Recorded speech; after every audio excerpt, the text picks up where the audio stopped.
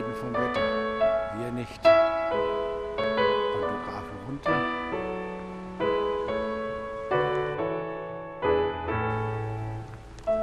Güterzug steht im Bahnhof.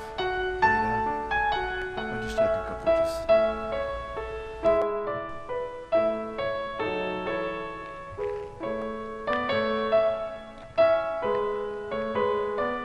Das Ende des Zuges.